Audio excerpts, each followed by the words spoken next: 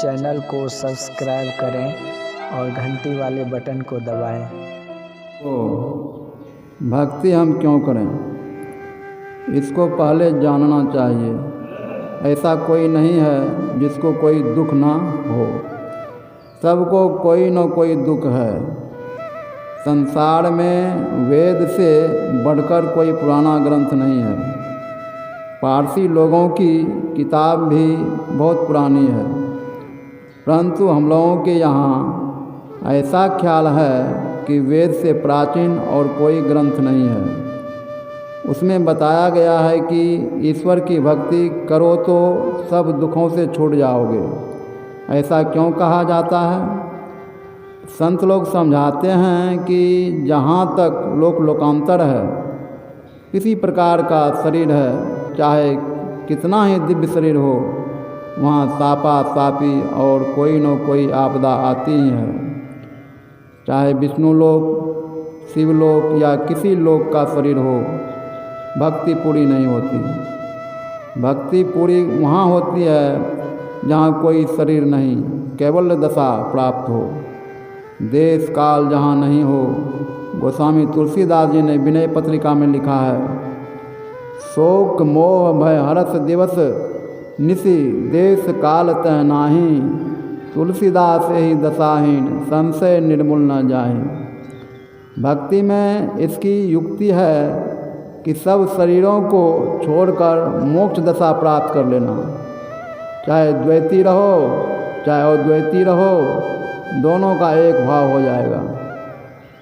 द्वैत और द्वैत का कोई झगड़ा नहीं रहेगा। वहाँ जैसे रहना होता है वैसे रहता है। यहाँ माया का चक्र है, इस चक्र पर बुद्धि घूमती रहती है और नाना तर्क करती है, किंतु वहाँ सब निर्मूल हो जाते हैं। चाहे किसी वाद के मानने वाले हो, वहाँ नास्तिक आस्तिक सब के लिए एक ही है। नास्तिक दो तरह के होते हैं, एक तो पूरे नास्तिक जो जीव परमात्मा कुछ न माने। उनका सिद्धांत है कि यावत जीवेत सुखम जीवेत ऋणम कृत्वा घृतम पिबेत भस्मीभूत शरीरस्य पुनरागमन कुतो भवेत। उनके लिए यह उपदेश कुछ भी नहीं है। इसके अतिरिक्त दूसरे तरह के नास्तिक हुए हैं जो जीव को माने और ईश्वर को नहीं माने। उन दोनों को मैं कहता हूँ भजन करो, फिर जानोगे कि परमात्मा क्या है। कोई इस तरह की युक्ति मानते हैं कि सूक्ष्म शरीर रह जाता है, किंतु संतों का सिद्धांत है कि कोई भी शरीर नहीं रहे। जो पूरे नास्तिक हैं वो भी इसको मानेंगे कि एकाग्रता से ज्ञान की वृद्धि होती है। एकाग्रता के लिए ध्यान करो और ध्यान के अंत तक पहुँचो, फिर जानोगे कि ईश्वर है कि नहीं। संतों ने बताया कि ना शरीर संबंधी रहो ना संसार संबंधी। शरीर और संसार के संबंध से अलग हो, फिर जो दर्शन होगा तो उसमें कभी दुख नहीं होगा। वहाँ हृदय आकाश में सूर्य बराबर उगा रहता है, कभी न उदय लेता है न अस्त होता है। उपनिषद की एक कथा है कि एक ब्राह्मण थे, वे संध्या बंदन कुछ नहीं करते थे। उनकी पत्नी जब कभी पड़ोस में जाएं तो पड़ोस की महिलाएं उससे कहती, आपके पति कैसे ब्राह्मण हैं जो संध्या बंदन नहीं करते। पत्नी जब आकर पति से आग्रह करती कि आप संध्या बंदन क्यों नहीं करते हैं, ब्राह्मण कोई उत्तर नहीं देते। एक दिन उनकी पत्नी को पड़ोस की महिलाओं ने उसके पति के लिए बहुत दुत्कारा। पत्नी ने ब्राह्मण से कहा कि आप कैसे ब्राह्मण हैं, कभी संध्या नहीं करते। पड़ोस की महिलाएं मुझे दुत्कारती है। तब ब्राह्मण ने कहा, तुम नहीं जानती हो, मेरे हृदय रूपी आकाश में सूर्य बराबर उगा रहता है। वह कभी न उदय लेता है न उसका कभी अस्त होता है। अब बताओ कि मैं संध्या कैसे करूं? किंतु इस अवस्था को पाकर भी संत लोग संध्या करते हैं। संसार के सामने नमूने के लिए भगवान श्री कृष्ण को साधन भजन करने को कुछ बाकी नहीं था, किंतु लोगों को सुमार्ग पर चलाने के लिए, नमूने के लिए वे भी संध्या करते थे। ऐसा श्रीमद् भागवत में लिखा है। जिस भूमि पर महल बनता है, महल से ज़मीन का दाम बहुत कम होता है, किंतु महल का आधार ज़मीन है। बिना ज़मीन के कितनाओं विशेष कीमत का महल बन नहीं सकता। उसी तरह बिना सत्संग रूपी ज़मीन के भजन रूपी महल बन नहीं सकता। इसलिए सत्संग की बड़ी ज़रूरत है। गोस्वामी तुलसीदास जी ने कहा, जीवन मुक्त ब्रह्म पर चरित्र सुनहि तजि ध्यान, जे हरि कथा न करहि रति तिनके ही है पाषाण। संसार में रहने पर प्रत्येक संत को देश के लिए, संसार के प्रति कोई न कोई काम अवश्य रहता है। इसीलिए सत्संग में यदि वे पहुँचे हुए महान संत रहें तो लोगों को बहुत लाभ हो। यदि संत न रहे तो संतवाणी से लाभ हो सकता है, किंतु जितना लाभ पहुँचे हुए संत से होगा उतना केवल साधारण जन के सत्संग से नहीं। ईश्वर भजन में सत्संग, स्तुति, प्रार्थना, जप और ध्यान, ये 5 चाहिए।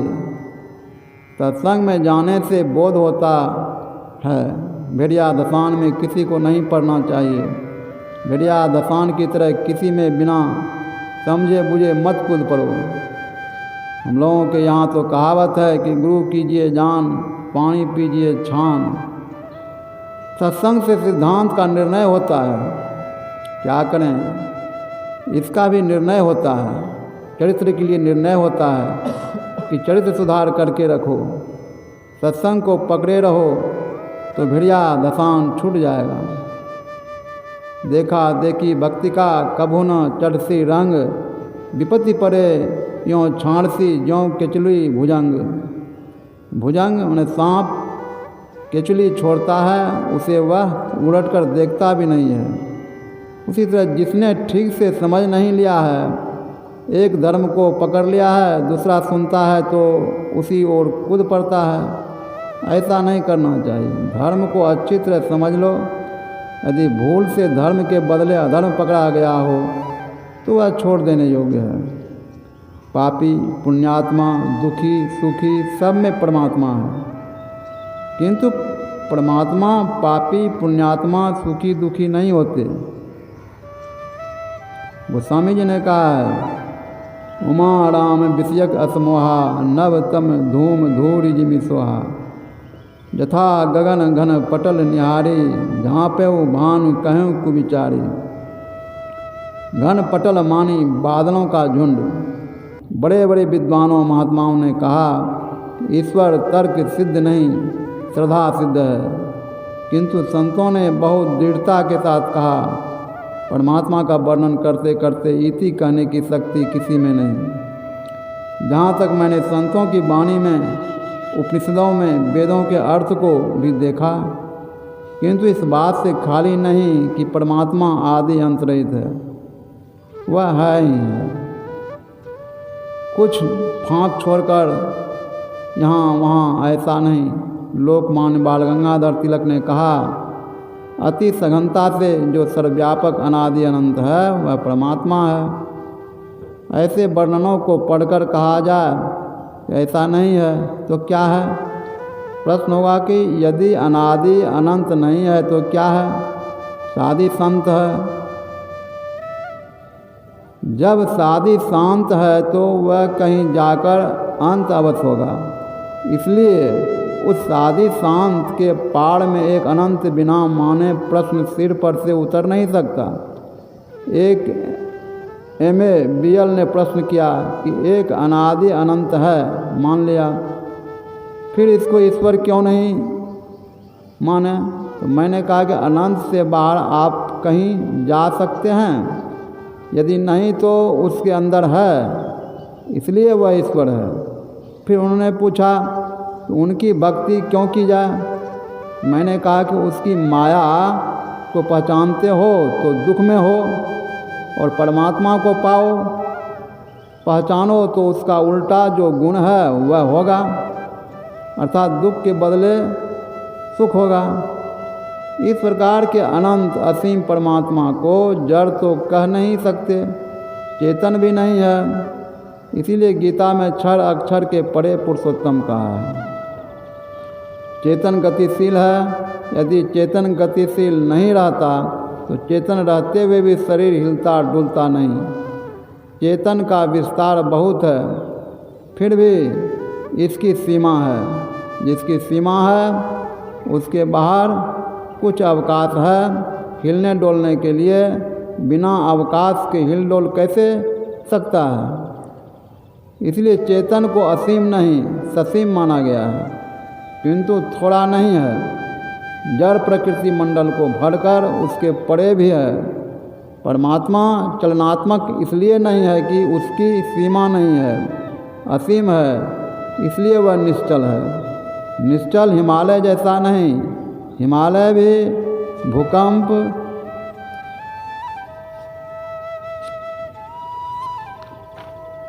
में हिलता है। किसी भी पदार्थ का परमाणु धीरे धीरे घटता है। संसार परगना में कितने पहाड़ सड़ते हैं, ऐसा कोई पदार्थ नहीं है जिसका क्षय न हो। किसी पदार्थ का झड़ जाना भी हिलना है। इसीलिए परमात्मा के लिए गीता में सत असत नहीं, क्षर अक्षर नहीं, ऐसा कहा गया है। बुद्धि उसका निर्णय कर सकती है, पहचान नहीं सकती है। चेतन के दो रूप माने जाते हैं, सामान्य चेतन और विशेष चेतन। अंतःकरण रूप यंत्र के कारण विशेष चेतन, इसलिए कि इससे काम का होना जाना जाता है। कोई पापी पुण्यात्मा दुखी सुखी होता है तो यह आत्मा पर कोई दोष नहीं होता। स्वामी विवेकानंद ने कहा है, प्राणी मात्र के नेत्रों में जो दृष्टि शक्ति होती है उसके एकमात्र कारण सूर्य है। किंतु यदि किसी को नेत्र दोष होता है तो वह अपने उस दोष की छाया सूर्य पर डालने में समर्थ नहीं हो पाता। यदि किसी को पांडु रोग हो गया होता है तो उसे सारी वस्तु में पीली ही पीली दृष्टि गोचर होती है। उस व्यक्ति की भी दृष्टि शक्ति के कारण सूर्य ही है, किंतु उसके नेत्रों में हर एक वस्तु को पीली देखने का जो गुण है वह सूर्य को तो नहीं स्पर्श कर पाता। इस तरह यह एकमात्र जीवात्मा प्रत्येक प्राणी के शरीर में व्याप्त रहकर भी बाहर की पवित्रता या अपवित्रता के संस्पर्श से बचा रहता है। पुष्कर निवासी स्वामी ब्रह्मानंद ने भी कहा है, विशेष रूप से चैतन्य का दो प्रकार का रूप होता है।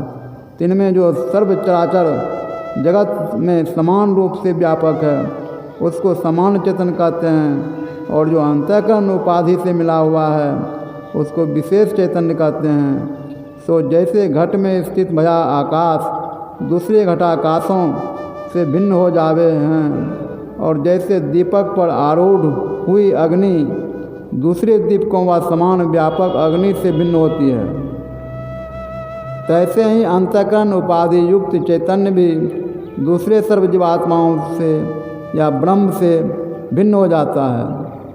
सो जैसे एक घटाकाश के रजो धुमादि युक्त होने से सभी घटाकाश रजो धुमादि युक्त करके नहीं होते हैं, और जैसे एक दीपक के हिलने डोलने से वह धूम धुनी वाले होने से सभी वैसे नहीं हो जाते, तैसे ही यहाँ जीवात्माओं की बावत भी समझ लेनी चाहिए।